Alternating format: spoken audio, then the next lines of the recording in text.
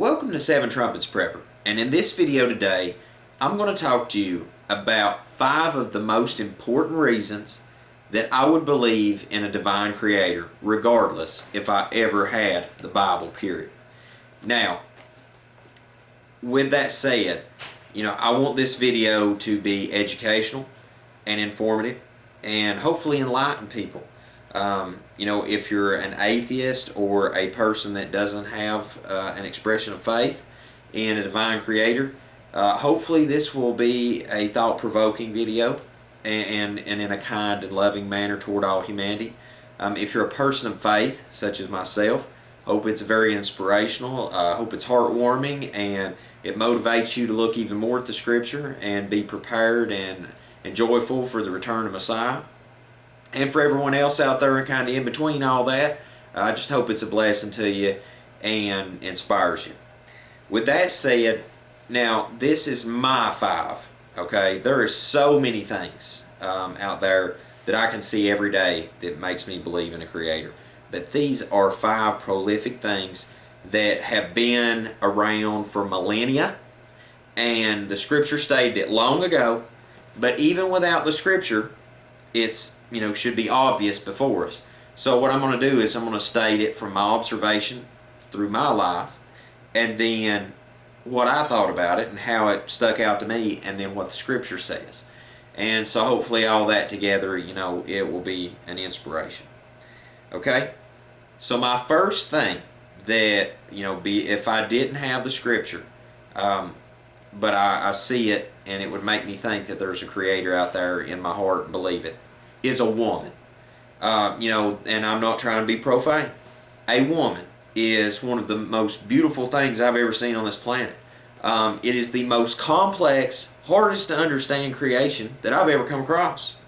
And not only that, it's the most beautiful. So at the same time, it's like a dagger. It's like, man, it's beautiful. You're done cut by it.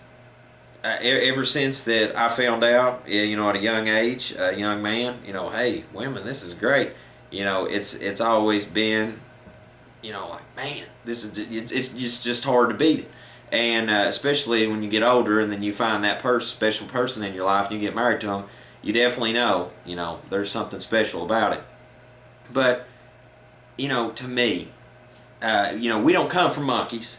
And what kills me is if you were going to believe that we come from some creature, why not something like a lion or a tiger or a rhino or something, powerful? Not a monkey, man. Come on. Seriously? I cannot compute that one. And listen, I've studied Darwin's theories, alright? And you got to understand that the man, as a scientist, I respect him, and here's why. Is because he stated that if his theories fell through, and they've tested them and they fell through, then the whole theory collapses. Alright, but I respect him as a scientist that he states, here's what could be possible. And then if it doesn't, then okay. And that's being a true scientist. Hey, you might throw something out there, you might test it, but dang, it just ain't what it is. I have respect for that. Okay, at least that you admit that you're wrong. Alright, I don't respect the theory and its ideology. Okay, I don't care for that at all. Well, that said, though, I want to read from the Scripture, though, and I'm going to read some verses here as I go. And in Genesis chapter 2, verses 21 through 25, it states, and I'm reading from the Hallelujah Scriptures Version Bible. Get the glare off that there. It says, "So Yahweh Elohim caused a deep sleep to fall on the man, and he slept. And he took one of his ribs and closed up the flesh in its place. And the rib which Yahweh Elohim had taken from the man, he made into a woman, and he brought her to the man. And the man said, This is now bone of my bones and flesh of my flesh. This one is called woman, because she was taken out of a man. For this cause a man shall leave his father and mother, and join unto his wife, and they shall become one flesh. And they were both naked, the man and his wife, yet they were not ashamed." And one last note on women is I just want to say that, don't let nobody ever make you think you're not special, because a woman is one of the most special things on this planet, alright? They'll lift you up when you're sad. They brought you into this world. They will be with you to the end if you marry a woman that really loves you. And not only that, my personal thoughts is I think the most beautiful women in the world, and I'm just throwing this out there just to have a little fun in the video, is I think the most beautiful women in the world are dark-skinned, black-headed women, and especially Native American women and Costa Rican women. I salute you. You're probably the most beautiful women on the planet. Don't let nobody tell you different. Alright? Moving on. My second thing that sticks out to me, that there is a divine creator at work that has created humanity, and that is birth. The complexity of it, you know, what moves from an embryo into a living being, all the different phases in which it goes through, all the complex changes within a person's body to form that living being, that nefesh, a living soul, body plus breath together, that comes out of another person and becomes a living being. It's just amazing. You know, when my son was born, I cried. I mean, I utterly just cried. It was just so profound. It's greatest gift under salvation and under the gift of my family and my wife. My son was the next greatest thing. And I mean, to anybody that has ever experienced, seeing another human being come into this world, I can't understand why in anybody's sound mind you would not believe that there's a divine creator at work, because you don't just come from this ooze or blob. Okay, you literally, the next thing I'm about to get into, we'll cover this even further, but you have come from someone else. Okay, I mean, there is life force going from one person creating another. I mean, it's an amazing process that you just can't slap a label on and say, well, this done this and then you get this and this. No, it's divine. Okay, and with that said, I want to go to the scripture and read some references from the scripture that was stated a millennia ago that we're figuring out now with modern science. Hey, this is real. All right, and that is Jeremiah, Yirmiyahu, chapter 1, verse 5 states, "Before I formed you in the womb, I knew you, and before you came out of the womb, I kadosh you. I appointed you a Nabi to the nations." Now this is Master Yahweh talking to the prophet Yirmiyahu. He knew who he was before he ever became a living being up on this planet through his mother's womb. It's pretty amazing stuff. Master Yahweh is as divine as it gets, ladies and gentlemen. Alright? Now, moving on over to Psalms 51, verse 5 states, "See, I was brought forth in wickedness, and in sin my mother conceived me." David knew how he was created. Okay, I mean, he literally knew how the process worked, that another living being comes from another living being. Okay, it's not rocket science, it's divine creation.